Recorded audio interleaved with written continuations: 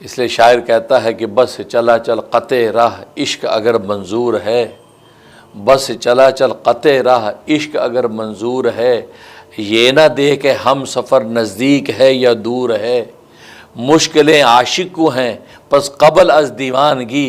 کچھ دنوں غم سہ لیا پھر عمر بھر مسرور ہے۔ یہ راستے کو عبور کرنا یہ کچھ دنوں کی مشقت ہے، پر کچھ دنوں کی مشقت اختیار کرنا تمہارا کام ہے، منزل پہ پہنچا دینا اللہ تبارک و تعالیٰ کا کام ہے۔ تو گویا کہ یہ روحانیت کے مراتب کے لیے راتوں کو جاگنا پڑتا ہے، دنوں کا چین قربان کرنا پڑتا ہے۔ جس طریقے سے تکوینی امور کے اندر انسان دیکھتا ہے کہ شب و روز قیمتی چیزوں کو حاصل کرنے کے لیے کس قدر بھاری قیمتیں ادا کرتا ہے،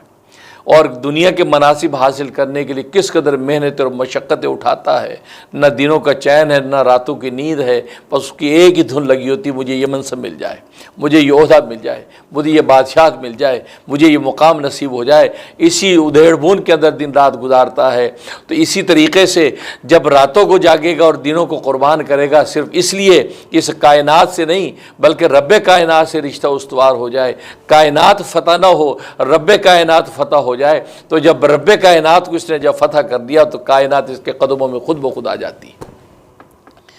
اس لیے انبیاء کرام علیہ الصلوۃ والسلام یہی وہ راز بتاتے ہیں کہ رب کائنات کو حاصل کرنے کی محنت کرو، اس کائنات میں بیٹھ کر رب کائنات کی طرف نگاہ رکھو گے تو اللہ تبارک و تعالی اس کائنات کو بھی تمہارے تابع کر دیں گے۔ لیکن اگر اس کائنات کے اندر رہ کے کائنات ہی کے عاشق اور دیوانے بنے رہے اور رب کائنات کی طرف نگاہ نہ کی، اور کائنات کے حسن و جمال کو دیکھ کر رب کائنات کے حسن و جمال کا خیال نہ کیا، اس کائنات کی شیرینی اور خوبصورتی کو دیکھ کر رب کائنات کی مٹھاس اور شیرینی کا تصور نہ باندھا، اس لیے کہ جس نے گنے کے رس کے اندر مٹھاس رکھی ہے خود اس کی اپنی مٹھاس کا عالم کیا ہوگا،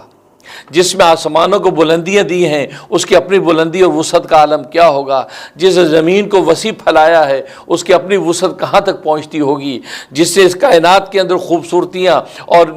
رعنائی اور رنگینیاں پیدا کر دی ہیں اس کی اپنی رعنائی اور رنگینی کا عالم کیا ہوگا۔ بس عاشق صادق اس چیز کو دیکھتا ہے کہ جس کے ہاتھ کی بنی چیز اتنی اعلیٰ ہے اس کے اپنے ہاتھ کتنے اعلیٰ ہوں گے، لہٰذا وہ رب کائنات کی تلاش میں لگ جاتا ہے، وہ کائنات سے منہ موڑ کے رب کائنات کو تلاش کرتا ہے۔ جب رب کائنات کو پا لیتا ہے تو رب کائنات اس کائنات کو اس کے قدموں میں ڈال دیتی ہے۔ گویا کہ یہ عاشق لیلا نہیں بنتا، یہ عاشق مولا بنتا ہے۔ جیسے امام رومی فرماتے ہیں عاشق لیلا بننے کا نتیجہ کچھ بھی نہ نکلا، اور مجنون لیلا اس کے ہاتھ بھی نہ آئی، لیکن اگر وہ عاشق مولا بنتا تو مولا اس کو لیلا بھی عطا کر دیتے اور خود بھی مل جاتے، لیکن اسے ساری زندگی عاشق مولا لیلا بن کے لیلائے کائنات پہ اپنی زندگی صرف کر دی اور وہ لیلا بھی اس کو نہ ملی۔ اگر وہ مولا کائنات کی پر زندگی صرف کر دیتا اور چند لمحے لگا کے اللہ تبارک و تعالیٰ کی تلاش میں لگا رہتا تو اللہ تبارک و تعالیٰ اس کی لیلا بھی اس کو عطا کرتے اور خود بھی اس کو عطا ہو جاتے۔ تو حقیقت یہ ہے، تو یہ وہ سفر ہے، یہ سفر عشق و مستی کا سفر جس میں اللہ تبارک و تعالیٰ کا قرب حاصل ہوتا ہے،